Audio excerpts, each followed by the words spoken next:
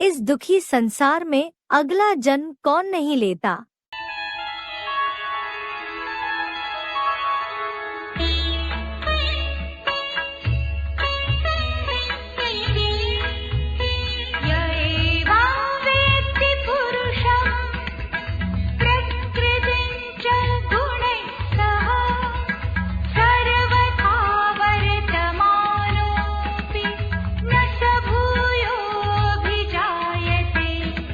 य एवं पुरुषम च प्रकृतिम, जो इस प्रकार पुरुष और प्रकृति को गुणैः सह वेत्ति, गुणों के साथ जान लेता है, स सर्वथा वर्तमानः अपि, वह सब प्रकार से आचरण करता हुआ भी भूयः न अभिजायते, पुनः जन्म नहीं लेता।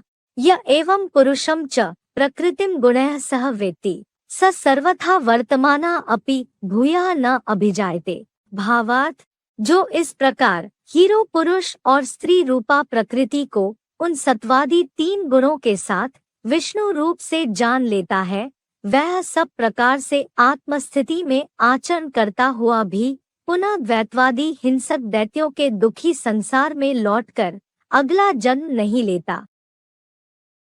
हीरो पुरुष और स्त्री रूपा प्रकृति अर्थात विष्णु रूप। विष्णु माने स्त्री और पुरुष दोनों मिल गए तो विष्णु है, उसको विष्णु कहा जाता है। जिनके संस्कार मिलकर के स्त्री पुरुष के एक हो जाएं, स्वभाव संस्कार। तो देह है, देह क्या हो गई? प्रकृति, प्रकृति हो गई ना, प्रकृति माता है। और प्रकृति माता का पति प्रकृति पति। वो प्रकृति पति कौन हुआ बताओ? अरे तेरी दे प्रजापिता, जो सारी सृष्टि का पिता है ना, वो पिता भी बनता है और सारी दुनिया की मनुष्य आत्माओं का पति भी है। पति माने रक्षा करने वाला, है कि नहीं? तो बताया कि वो प्रजापति जिसे कहा जाता है और वो उसका शरीर अम्मा का पार्ट बजाता है। विष्णु रूप को जानकर आत्मस्थिति का आचरण। पहले तो मुझ बाप को पहचानना है, जो सर्वव्यापी नहीं है, सर्वव्यापी होकर नहीं आता है, एक मुकर्रर रथ में आता है। जिस मुकर्रर रथ में आता है उसका नाम मैं क्या देता हूं? जिसमें आता हूं उसका नाम ब्रह्मा रखता हूं। तो जिसमें पहले पहले आऊंगा उसको कहा जाएगा परम ब्रह्म। गाते भी है, गुरुर् ब्रह्मा गुरुर् विष्णु गुरुर्देवो महेश्वर गुरु साक्षात परम ब्रह्म तस्मै श्री गुरुवे नमः। उस गुरु को मैं नमन करता हूं। बाकी ये छोटे मोटे गुरुओं को नमन नहीं करता हूं।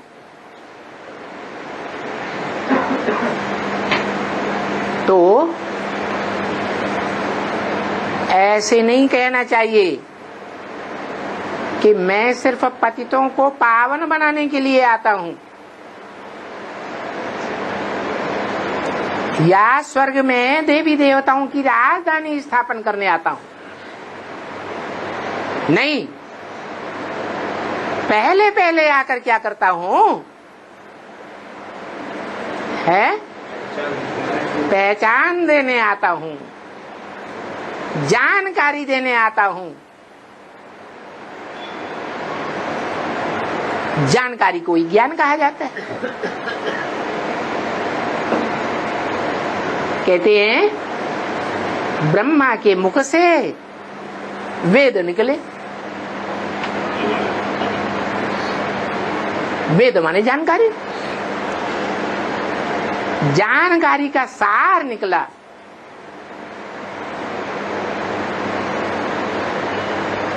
तो मैं आकर के पहले पहले सामान्य जानकारी देता हूं, अपनी भी और तुम बच्चों की भी। क्या सामान्य जानकारी?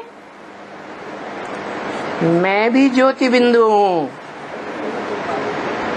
कहाँ का वासी? ब्रह्म का वासी।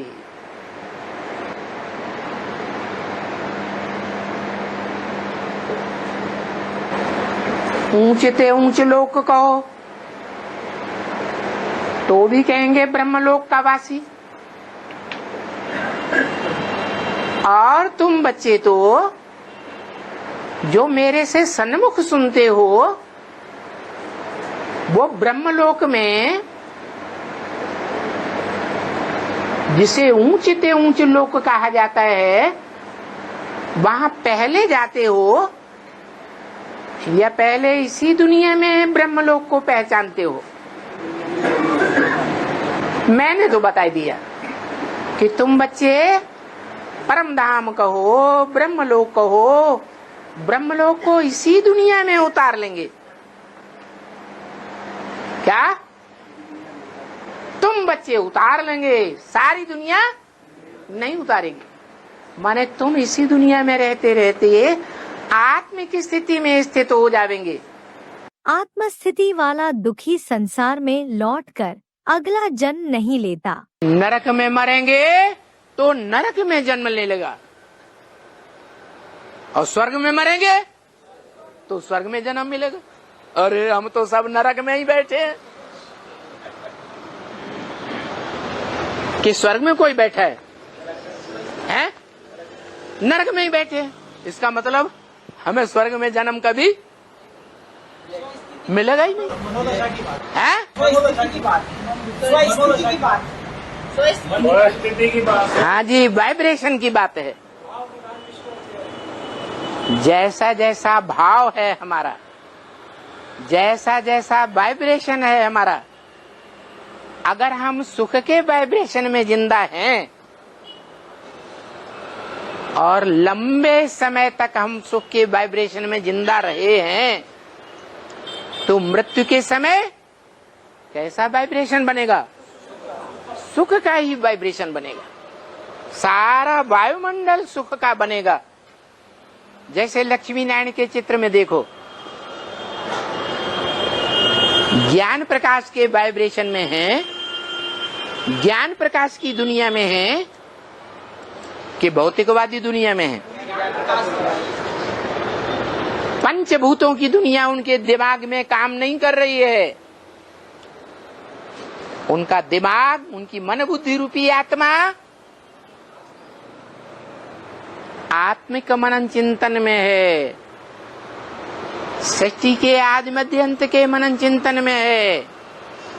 आत्मा के 84 पार्ट कैसे चलेंगे? वो आत्मा अपने पार्ट के मनन चिंतन में है, अपने परिवार के भांतियों के पार्ट के मनन चिंतन में है। क्योंकि मनुष्य सृष्टि का बाप है तो बाप बच्चों के जीवन की सारी एक्टिविटी को जानता है। वो सारी मनुष्य सृष्टि का बाप। तो उसका वाइब्रेशन